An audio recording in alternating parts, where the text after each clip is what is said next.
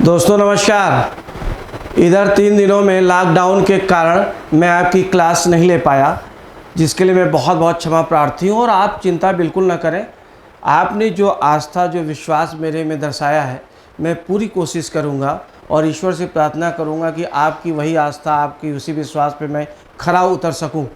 और अभी हम लोग पेपर सॉल्व कर रहे हैं। पेपर सॉल्व करने के साथ साथ आप मुझे चैप्टर्स बता दे जाए, किस चैप्टर में क्या प्रॉब्लम है। जैसे संडे को मैंने कोशिश किया था कि संडे को आप लोगों को मैं वॉइस पूरा पढ़ा दूँ और प्रैक्टिस पेपर करा दूँ, लेकिन उसमें लॉकडाउन की वजह से ये मैं कर नहीं पाया। आगे हम देखते हैं, कोशिश करते हैं कि जल्दी से 1-2 दिन 3 दिन के भीतर जब भी संभव हो सकता है तो मैं कराने की कोशिश करूँगा। दूसरी बात यह है कि अगर आप ग्रामर के चैप्टर, किसी चैप्टर विशेष को कहिए तो उसे मैं विस्तार से पढ़ा दूँ। और जैसा कि मैंने कहा कि मैं समराइज़ कर दूँगा, तो समराइज़ करने में कोई प्रॉब्लम नहीं है। समराइज़ मैं कर देता हूँ, आज से ही मैं शुरू कर देता हूँ। जैसे मैं अगर बोलता हूँ नाउन, तो नाउन क्या है? A noun is the name of a person, a place or a thing. Noun किसी भी चीज़ का नाम जो होता है वो नाउन होता है। अब आप इसमें जान लीजिए कि नाउन में कुल 7 नियम हैं जो इम्पॉर्टेंट है। पहला रूल है, निम्नलिखित नाउन सदैव प्लूरल है।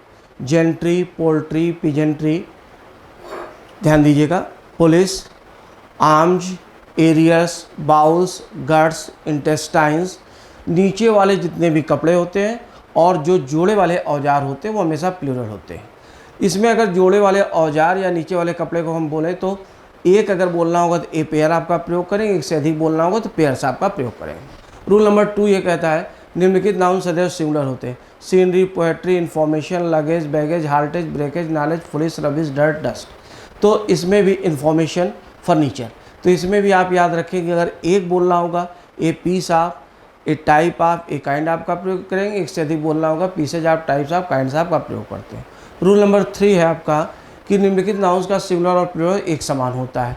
कौन कौन से? Sheep, deer, swine, innings, series, pice, species. और रूल नंबर 4 है, डजन, 100, 1000, मिलियन, बिलियन। अगर इनके साथ, इनसे अगर निश्चित संख्या का बोध होगा तो इनके साथ एस का प्रयोग नहीं होगा। अगर इनके साथ निश्चित संख्या का बोध नहीं होगा तो एस का भी प्रयोग होगा और संबंधित शब्द आने पर आपका भी प्रयोग होगा। ये हो गया। इसके बाद आप देख लें, संख्या प्लस नाउन को मैं बार बार संख्या प्लस नाउन वाला न्यूज़पेपर वाला आर्टिकल्स आप मेरा पढ़िएगा, उसमें आप देखिएगा मैंने बार बार इसका जिक्र किया कि संख्या प्लस नाउन को मिला के कंपाउंड वर्ड बनता है। उस कंपाउंड वर्ड के पहले कोई भी चीज़ आ सकती है, आर्टिकल आ सकता है, दूसरी संख्या आ सकती है और बाद में मेन नाउन आता है। ऐसी दशा में वह जो कंपाउंड वर्ड होता है वो हमेशा सिंगुलर होता है।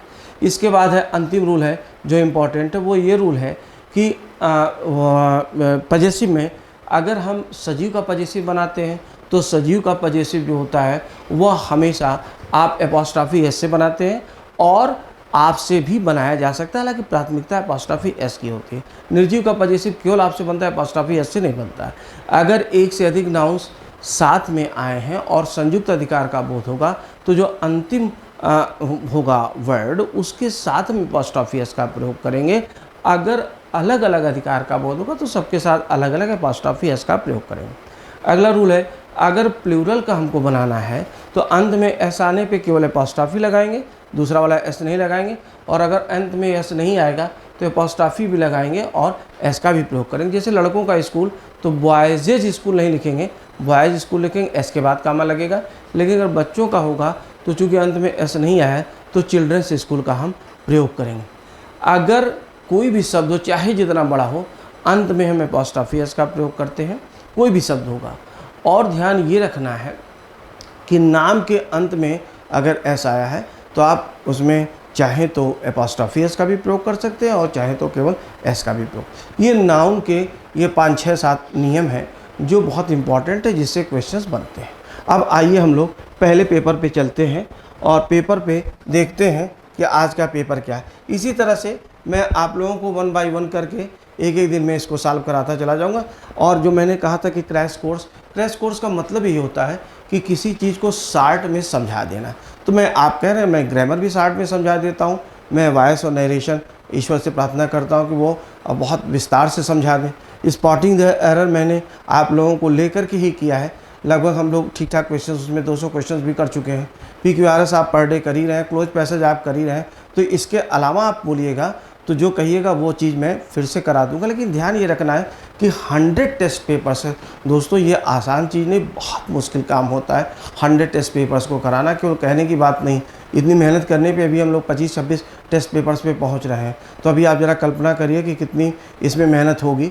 और आजकल चूँकि मैं न्यूज़पेपर भी पढ़ा रहा हूँ, तो न्यूज़पेपर 2-3 दिन में जब बंद होगा, थोड़ा सा खाली समय मिलेगा तो, और इधर आप लोगों का प्रैक्टिस भी ठीक ठाक होने लगी है, तो अब आप लोग उस स्पीड में आएंगे कि एक दिन में आप 3-4 टेस्ट पेपर कर लेंगे, तो हम लोगों का कोर्स जो होगा वो सही समय से कंप्लीट हो जाएगा।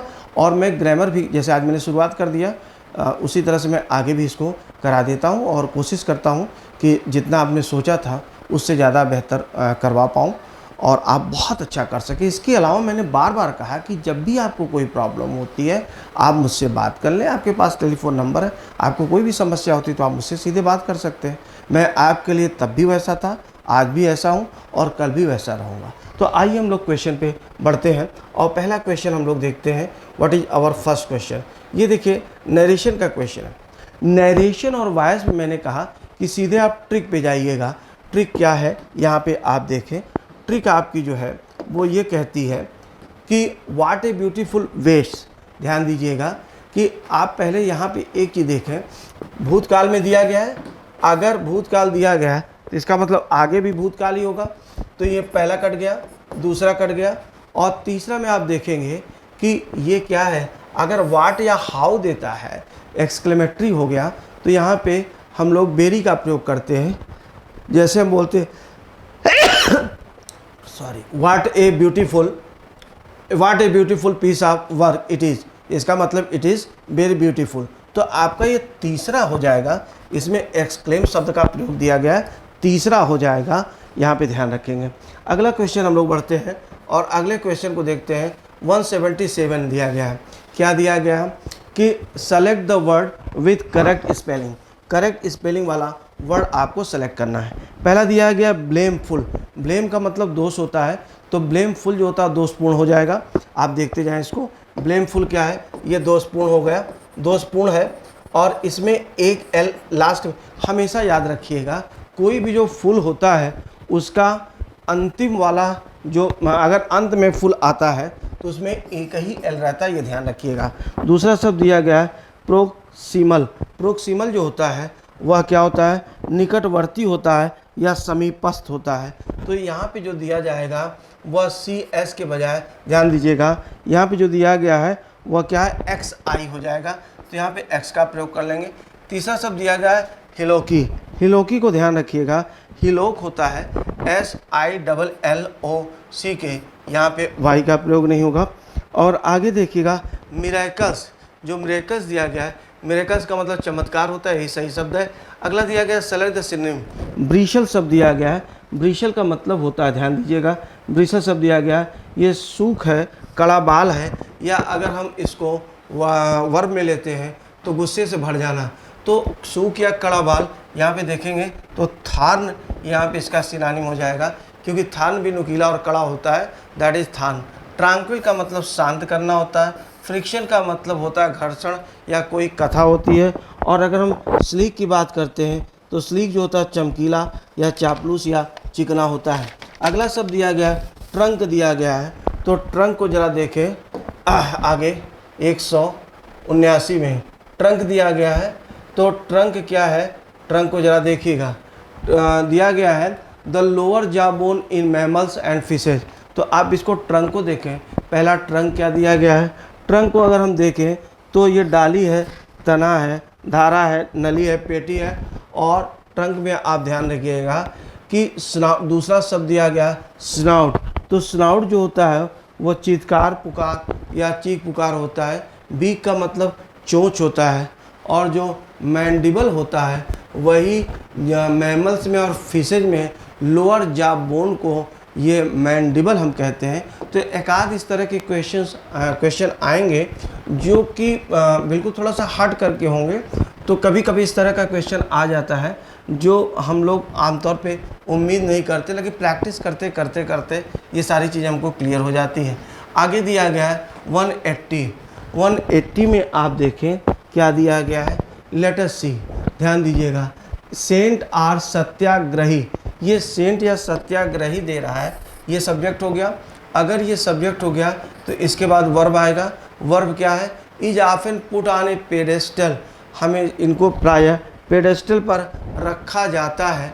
Freezing her acts of goodness in time, ध्यान ये देना है दोस्तों कि क्यों पक्का पहले आना ही आना है, इसलिए क्यों पक्का पहले आना है क्योंकि यहाँ पे सेंट और सत्याग्रही क्या है? ये सब्जेक्ट हो गया। अगर ये सब्जेक्ट हो गया तो इसके आगे वर्ब आएगा, और आगे वर्ब कहाँ पे दिया गया है? क्यों में दिया गया है। फिर आगे हम लोग कुछ करना ही नहीं, ये आपका कॉन्सेप्ट क्लियर हो गया। 181 में आप चलें और ये एंटोनिम को चेक करना है, तो इसमें जो दिया गया कैस्टिगेट, कैस्टिगेट का मतलब डांटना होता है, भर्त्सना करना होता है, निंदा करना होता है। इसका ट्रिक ये मैंने बताया होगा कि जब कास्ट का नाम ले करके गेट तक दौड़ा दिया जाता है तो उसे कास्टिगेट कहते हैं। अप्रूव का मतलब अनुमोदन करना होता है। रेट तो आप लोग जानते ही जानते हैं। फ्ले का मतलब भी क्या होता है? निंदा करना होता है। ड्रब का मतलब होता है ठोकना, पीटना या लाठी मारना। तो ये आपको पूरी तरह समझ में आ गया होगा कि यह अप्रूव हो गया एंटोनिम इसका। फ्ले और ड्रब ये दोनों जो है वो सिनोनिम हो जाएंगे।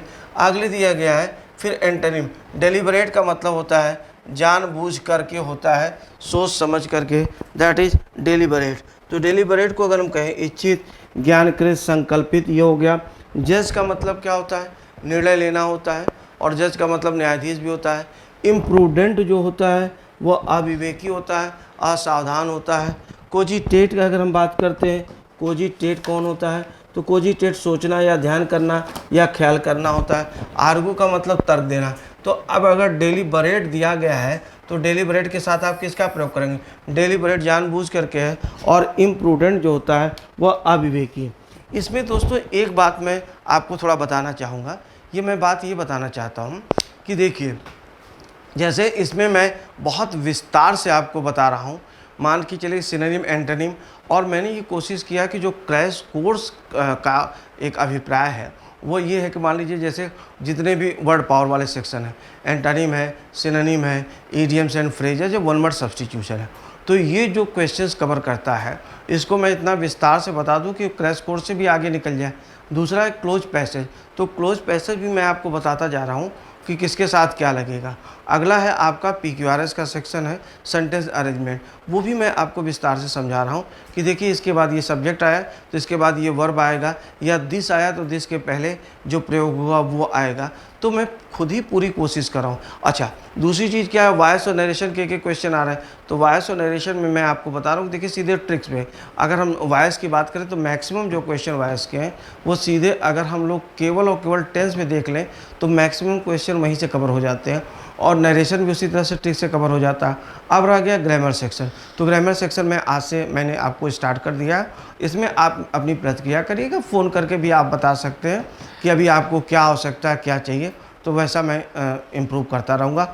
बस मुझे आपका प्रेम, आपका सिलेक्शन और आपका ज्ञान, ये तीनों चाहिए, हर कीमत पे चाहिए। मैं उसके लिए बिल्कुल मेहनत करने के लिए तैयार हूँ। ईश्वर से प्रार्थना करता हूँ कि वो मुझे इस तरह की शक्ति दे, और आपका प्रेम तो मुझे बहुत ज़रूरी है, आपका बहुत ज़्यादा ज़रूरी है कि इस काल में कि आप सिलेक्शन पा जाएं और आपको लगे कि हाँ आपने बहुत अच्छा किया। तो मैं विस्तार से इसीलिए बहुत ज़्यादा इसको करने की कोशिश कर रहा हूँ। फिर भी अगर आपको कुछ और आवश्यकता होती तो आप मुझे बता दीजिएगा। आइए हम लोग क्वेश्चन पे चलते हैं। अब देखिए एक एक वर्ड को मैं आपको डिस्क्राइब करके बता रहा हूँ, तो तरीका यही, लक्ष्य यही है। अगर आप किसी बुक में देखेंगे या आम तौर पे पेपर हल करने की आप तरीके को देखेंगे तो सामान्य तौर पे जैसे बता दिया गया, बुक में भी देखेंगे तो सामान्य तौर पे बता दिया गया कि इसका आंसर ये है।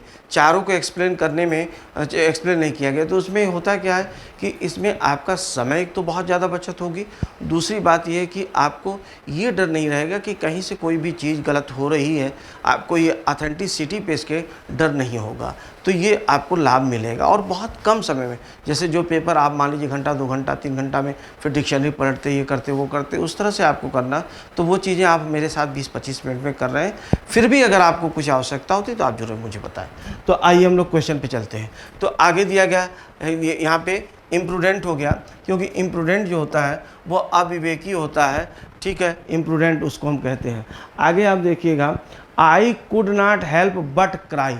यह एक क्वेश्चन, एक स्ट्रक्चर होता है कि मैं हंसे बिना नहीं रह सका। I could not help laughing होता है, और यहाँ पे एक चीज़ और भी होती है, I could not help but का भी प्रयोग कर सकते हैं। तो हम चाहें तो बट क्राइंग भी कर सकते हैं और बट क्राई भी कर सकते हैं। ध्यान दीजिए, I could not help crying कर सकते हैं या I could not help but cry. जरा से इसको देख लीजिए, वह दौड़े बिना नहीं रह सका, मतलब वो दौड़ ही लिया, नहीं रह सका। अगर मान लीजिए यह सेंटेंस बोलें तो क्या हो जाएगा, he could not help running हो गया, या हम ये बोलें कि he could not help but run. अब अगर हम ये कहें कि मेरा बेटा आज आए बिना नहीं रह सका, मतलब वो मेरा बेटा आज मेरे साथ आ ही गया, माना नहीं, तो क्या हो जाएगा दोस्तों, my son could not help coming with me. और या हम कह सकते हैं my son could not help but come with me, right. ये रहा। अगला क्वेश्चन आपको दिया गया, तो इसमें क्या हो जाएगा, बट क्राई का प्रयोग कर दें, बट क्राई। आगे क्वेश्चन दिया गया है 184 में, आ जाइए देखिएगा, राइज एंड साइन, इसका प्रयोग दिया गया है। तो राइज एंड साइन क्या है, राइज एंड साइन आप लोगों को याद होगा कि हम उठो लाल अब आंखें खोलो, पानी लाई मुँह धो लो, तो वही चीज़ है राइज एंड साइन। मतलब राइज एंड साइन वो एक्सप्रेशन होता है जब हम किसी को जगाते हैं। नंबर 2 हो जाएगा। 85 में आइएगा, विद हिज पॉलिटिकल। अब एक एक शब्द को देखें। टेम्परामेंट जो होता है, टेम्परामेंट का मतलब स्वभाव होता है। सागासिटी जो होता है इसका मतलब बुद्धिमत्ता होता है, बौद्धिक क्षमता होता है। एटीट्यूड जो होता है वो व्यवहार या तरीका होता है। इन एक्सपीरियंस अनुभवहीनता होता है। तो with his political the party president deftly handled the rebellion. अब इसका अर्थ क्या निकल रहा है, इसका अर्थ ये निकल रहा है कि पार्टी के प्रेसिडेंट ने बहुत चालाकी के साथ, बहुत कुशलतापूर्वक जो रिबेलियन था, विद्रोह था, उसको उन्होंने हैंडल कर लिया। अगर हैंडल कर लिया तो इसका मतलब क्या है, जो उनका राजनीतिक बौद्धिक क्षमता थी, राजनीतिक बुद्धिमत्ता थी, तो यहाँ पे सागासिटी जो है वो सही शब्द बैठ रहा है। आगे आप ध्यान दीजिएगा, फिर क्या कहता है, you urge someone to act in a violent or unlawful way. ये दिया गया है किसी को यह अर्ज करना कि वह वायलेंट, हिंसात्मक या अनलॉफुल तरीके से काम करे, तो उसके लिए टांट का मतलब होता है ताना मारना, दैट इज़ टांट। और इसके बाद आप देखिएगा, सॉलिसिट जब हम करते हैं तो सॉलिसिट का मतलब किसी से निवेदन करना, अनुग्रह करना, दैट इज सॉलिसिट। इंसाइट जो होता है, इंसाइट का मतलब ये होता है उकसाना, किसी को होता है गलत काम के लिए प्रेरित करना। और अगला शब्द दिया गया साइक, ये मनोविज्ञान से संबंधित है। जो शब्द होगा हमारा आंसर, दैट इज इंसाइट। 87 में आ जाए और क्या कहता है PQRS, फिर आ गया है आपके सामने दिया गया है। लेट अस सी 87 को आप देख लें। 87 में जो दिया गया है इसको देखिएगा क्या कह रहा है, ध्यान दीजिएगा। दे रहा है गांधी ऑफन वाज, ध्यान दीजिएगा, फेल्ट। तो गांधी ऑफन अगर हम बोलते हैं तो गांधी सब्जेक्ट हो गया, खूब ध्यान दीजिएगा। अब सब्जेक्ट अगर हो गया तो इसमें जो चीज़ें दी गई हैं वह क्या है। अगर हम सब्जेक्ट देखें तो वाज यहाँ भी वर्ब है, विड्रू यहाँ भी वर्ब है और फेल्ट यहाँ पर भी वर्ब है। तो क्या दिया गया है, अगर हम देखें तो इस बार थोड़ा सा हिंदी निकाल लीजिए। गांधी ऑफन, ध्यान दीजिए, withdrew from an act of satyagraha if he felt there was unnecessary. ध्यान ये देंगे, थोड़ा सा देखिए सेट हो जाएगा। अगर उन्हें ये देयर दिया गया तो देयर के बाद यहाँ पे वाज आना ही आना है, यानी आर के बाद पक्का पी आना ही आना है। आर के बाद जो पक्का पी है वह केवल 4 नंबर में दिया गया है। अब देखिएगा QRP, तो कैसे हो जाएगा, Gandhi often withdrew from an act of satyagraha if he felt. Gandhi ji अक्सर सत्याग्रह के उस एक्ट को, मतलब कार्य को वापस ले लेते थे, सत्याग्रह को वापस ले लेते थे अगर उन्हें ये लगता था कि अननेसेसरी, मतलब अनावश्यक रूप से वहाँ पे हिंसा है, तो QRP हो जाएगा। आगे देखिएगा, द हाई कोर्ट जज, गौर करेंगे, द ऑर्डर, ध्यान ये देखना है, जब कोर्ट किसी आदेश को रद्द करता है तो उसके लिए शब्द क्या होता है, क्वेश्ड होता है, तो क्वेश्ड शब्द का प्रयोग करेंगे। अगला क्वेश्चन दिया गया है 88 पे आ जाए, 88 क्वेश्ड हो गया, रद्द करना होगा। आगे देखिएगा 89 दिया गया है, रेनिंग कैट्स एंड डॉग्स, ध्यान दीजिएगा, कभी कभी रेनिंग कैट्स एंड डॉग्स होता है, कभी कभी डॉग्स एंड कैट्स भी दे दिया जाता है, दोनों सेम है। इसका मतलब बहुत तेज़ बरसात हो जाना, that is raining cats and dogs. मूसलाधार बारिश होना, it is raining usually hard, मतलब बहुत तेज़ बरसात होना। सिनोनिम करना है आपको, कन्फ्यूज, कन्फ्यूज का मतलब होता है भ्रमित करना।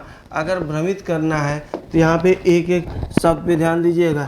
एक्सप्लिकेट जो होता है वो व्याख्या करना या समझाना, परप्लेक्स जो होता है इसका मतलब ही होता है भ्रमित कर देना, मिक्स का मतलब मिला देना, डाइवर्ट का मतलब होता है कि पथ बदल देना, दैट इज डाइवर्ट। तो यहाँ पे आप देखेंगे जो शब्द दिया गया सिनोनिम वह परप्लेक्स हो जाएगा। अगला क्वेश्चन 91 पे आ जाए और देखेंगे करेक्ट स्पेलिंग आपको देखना है। तो पहला शब्द देखेंगे अनवेडेड, वेड का मतलब विवाह होता है, अनवेडेड जो दिया गया है वेड, वह ध्यान दीजिएगा। तो वेड जो शब्द दिया गया है, वेड का जो बनेगा वो सही है। इन्फॉर्मर में एक एम नहीं होगा, ध्यान दीजिएगा इसको, इन्फॉर्मर में एक एम ये नहीं होगा, दैट इज इन्फॉर्मर।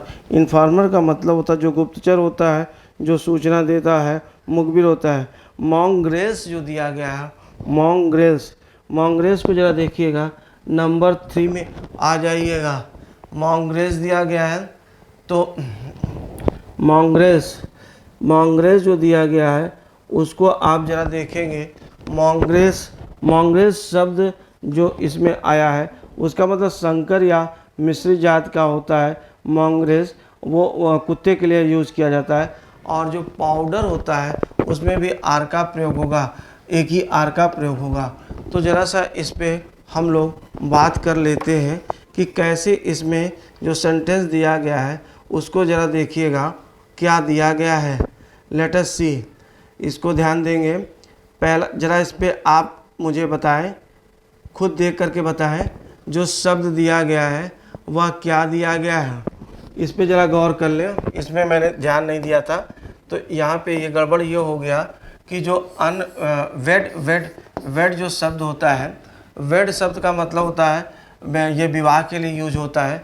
तो वेड की जो थर्ड फॉर्म होती है वह दरअसल वेडेड, वेडेड शब्द हो जाएगा, WEED, वेडेड हो जाएगा। और केवल ये जो आपको दिया गया है फिर वेडिंग हो जाता है, वेडिंग का मतलब विवाह, तो इसमें जो होगा वो डबल डी हो जाएगा। तो वो देखने में थोड़ा सा मिस्टेक हो गई, तो उसको सुधार लीजिएगा। अगला क्वेश्चन जो दिया गया है 192, द थीप इस्केप्ड, ध्यान दीजिएगा, फ्रॉम बर्निंग आई the noble king pardoned him, वो बर्निंग से बच गया क्योंकि नोबल किंग ने, बर्निंग यहाँ पे ध्यान दीजिएगा जलाना है, लेकिन जलाने से वो नहीं बचा है बल्कि जलाए जाने से बचा है। तो यहाँ पे बीइंग बर्न्ट होगा, यहाँ पे नोबल किंग ने उसे क्या कर दिया, माफ़ कर दिया, पार्डन कर दिया। तो वो जलाने से नहीं बचा बल्कि जलाए जाने से बचा। जैसे अगर हम ये कहते हैं कि राम वाज आफ्रेड, ध्यान दीजिएगा, Ram was afraid of being punished, तो यहाँ पे इसको ये देखेंगे कि ये पैसिव फॉर्म में दिया गया है। तो राम किसी को दंडित नहीं कर रहा है बल्कि दंडित किए जाने से भयभीत था। उसी प्रकार से यह बच रहा है, तो किससे, जलने जलाने से नहीं बच रहा है, जलाए जाने से बच रहा है, इसको जलाया जा रहा है, इसलिए फ्रॉम बीइंग बर्न्ड का प्रयोग करेंगे। 193 में आ जाए और ज़रा सा देखें, हैड नॉट बीन का प्रयोग दिया गया है, कुछ भी नहीं करना है वॉइस में, आपको बस बीन हटा देना। चूँकि है फैमिली आई, इसका मतलब बीन हट जाएगा, सीधा सीधा आपका आंसर 1 सेकंड में देखते ही आप मारेंगे। नंबर 3 हो गया। 94 में आप देखें, वाज इट हिम, गौर करेंगे दोस्तों, was it him that the teacher punish for knots, क्या हुआ था। तो इट के साथ कभी भी याद रखिएगा, इट के साथ हमेशा नॉमिनेटिव के साथ आए। इट इज़ मी नहीं होगा, इट इज़ आई हो जाएगा। इट वाज हिम नहीं होगा, इट वाज ही हो जाएगा। तो यहाँ पे ये काट देंगे, इसका आप प्रयोग कर लेंगे। अगला दिया गया है, तो ये आपके पार्ट ए में गलती होगी। अगला जो क्वेश्चन दिया गया 95, entrance examination for the post of associate professor will begin from Tuesday. Entrance examination, एक बात याद हमेशा रखिएगा, मेरी बात हालांकि इसमें काफ़ी लोगों के मत अलग हैं, मैं ये मान करके चलता हूँ कोई भी चीज़ जब बिगिन होती है तो वो फ्राम नहीं से, हिंदी में भी से बोल देते लोग, से नहीं होता है। जब चीज़ शुरू होगी तो को शुरू होगी, क्योंकि जब एक बार शुरू हो जाएगी तो वह जारी रहेगी। मैं सोमवार से पढ़ाऊँगा, लेकिन मतलब सोमवार से पढ़ाऊँगा यानी पढ़ाने का काम जारी रहेगा, लेकिन मैं सोमवार से बैच शुरू करूँगा फिर गलत हो जाएगा, फिर इसका मतलब रोज़ बैच शुरू हो रहा है, तो से नहीं होना चाहिए। मेरे आधार पे यहाँ पे आन का प्रयोग होना चाहिए। आगे आप देखें, यानी सी पार्ट में गलती है। अब इन्होंने बी पार्ट में गलती माना है, मुझे समझ में नहीं आ रहा है कि ये बी पार्ट में क्यों गलती माना है, यानी पोस्ट को इन्होंने गलती माना है, लेकिन मेरे अनुसार सी होना चाहिए। अब ध्यान दीजिए, मैंने पहले भी कहा था आपको कि जब भी कोई चीज़ शुरू होगी वह आन होती है, कभी भी फ्राम नहीं होती है। तो इसमें आप देख लीजिएगा कि इसमें क्या चीज़ें आपको समझ में आ रही है। आगे आप देखिएगा कि दिया गया है पॉलिसी शुड बी, अब इसको हम थोड़ा सा देखेंगे। Targeting inflation comes from a belief, अब यहाँ पे इन्फ्लेशन की बात हो रही है कि उस बिलीफ पे आता है, किस बिलीफ पे, कि पॉलिसी शुड बी, जो पॉलिसी होनी चाहिए वो क्या होनी चाहिए, ट्रांसपेरेंट। तो ट्रांसपेरेंट का अगर हम पार्टनर देखें तो यहाँ पे क्या हो जाएगा, सिंपल, क्योंकि इलेबोरेट का मतलब विस्तृत होता है, प्रयत्नसिद्ध होता है, डिटेल्ड का मतलब भी विस्तृत होता है, इजी का मतलब आसान होता है, सिंपल का मतलब बिल्कुल साधारण होती है, जो हर आदमी के लिए आसान हो, साधारण हो, सामान्य आदमी भी उसको समझ सके, तो वो सिंपल और ट्रांसपेरेंट का पेयर बनेगा। अगला क्वेश्चन है, इसमें देखेंगे private sector can factor this, ध्यान दीजिएगा, इसको कर सकते हैं कि प्राइवेट जो सेक्टर है उस चीज़ को फैक्टर कर सकते हैं। तो जब हम किसी चीज़ का प्रयोग करते बाहर से भीतर की तरफ गति किस सेंस में करते हैं, दैट विल बी इनटू। तो यहाँ पे इनटू का भाव निकल कर के आ रहा है। 98 को देखें, द क्वेश्चन दैट दिस, ये दिया गया 98 में कि जो क्वेश्चन है वह क्या है, दैट दिस पोजेज, पोज का मतलब प्रस्तुत करना होता है, सोच का मतलब दर्शाना होता है, ब्रिंग्स एलांग का कोई अर्थ नहीं होगा, आज का मतलब क्वेश्चन पूछता नहीं है, क्वेश्चन पूछा जाता है। तो ये क्वेश्चन जो सामने चीज़ प्रस्तुत कर रहा है वह पोज का प्रयोग होगा। 99 को देखेंगे कि क्या दिया गया है। 99 में अगर हम देखें तो यहाँ पे पॉलिसीज विच दिया गया है, हैव बीन है, विल बी दिया गया है, वर और आर। तो पॉलिसीज विच आर बेटर, जो पॉलिसीज बेटर है, अच्छी है, वहाँ पे हम आर का प्रयोग करेंगे। और 200 को आप देखेंगे, 200 में हम लोग आए तो देखेंगे it is more complicated, it is more complicated दिया गया है। तो अगर आप थोड़ा सा ध्यान दें और पढ़ करके इसको करें तो क्या होगा, लेकिन का भाव निकल के आ रहा है, तो but it is more complicated. Close passage में अभी तो आप कर लीजिए और आप कहेंगे तो एक दिन मैं 10-12 पैसेज केवल क्लोज पैसेज पे ही मैं चर्चा कर लूँगा। जो बात हुई थी कि भाई ऐसा है कि इसमें आगे करते हुए क्रैश कोर्स भी कराना है, तो क्लोज पैसेज पे ही हम लोग केवल बात कर लेंगे, तो वो चीज़ें हमारी क्लियर हो जाएंगी। दूसरी बात ये आप देखेंगे कि जैसे ये डाउनलोडेड पेपर है, तो डाउनलोडेड पेपर में मैंने आपको बताया कहीं कहीं पर इनके आंसर और मेरे आंसर में अंतर है, अंतर हो ही जाएगा, वो आप भी जानते हैं इस चीज़ को कि जो चीज़ें हैं और इतना उस पर वर्क है, तो कभी कभी चीज़ें जो है वो अंतर हो जाती है, तो उसे आप कायदे से समझिएगा, ध्यान दे के करिएगा, बहुत अच्छा होगा। इसी के साथ हम लोग आगे फिर देखते हैं कि कैसे क्या करना है। बहुत बहुत धन्यवाद आप लोगों को, और आप बहुत अच्छा करें, खुश रहें, मस्त रहें, कोरोना से बचे रहें। और मैं आपके लिए इसी तरह से टेस्ट पेपर, लेकिन बस ध्यान दीजिएगा 2-3 दिन की और बात है, इसके बाद हम लोग थोड़ा स्पीड अपनी बढ़ा देंगे और उम्मीद करता हूँ कि 3 से लेकर के 4 पेपर तक हम लोग कोशिश करेंगे। अब देखिए ईश्वर क्या कराता है। बहुत बहुत धन्यवाद।